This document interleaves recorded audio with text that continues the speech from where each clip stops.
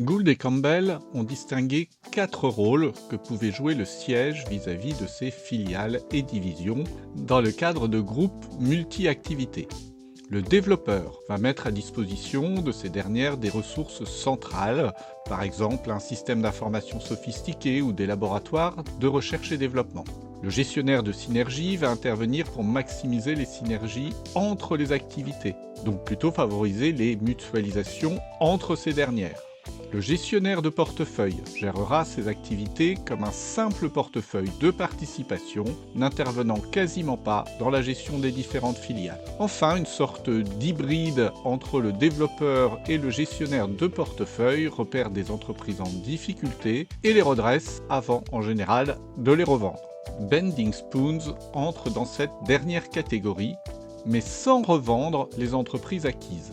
Il les cumule ainsi et émerge comme un acteur majeur du numérique au niveau européen. Ils acquièrent des entreprises du web qui ont eu du mal à décoller ou ont stagné après une croissance initiale.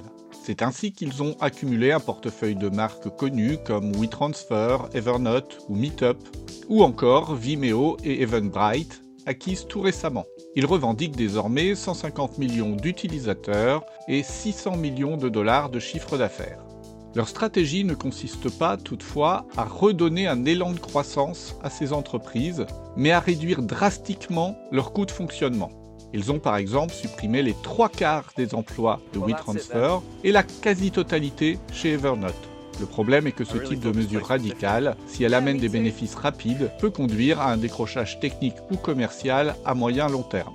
Bending Spoons est donc une entreprise à suivre, pour sa croissance effrénée, mais aussi pour les questions que posent ces méthodes de gestion et leurs effets.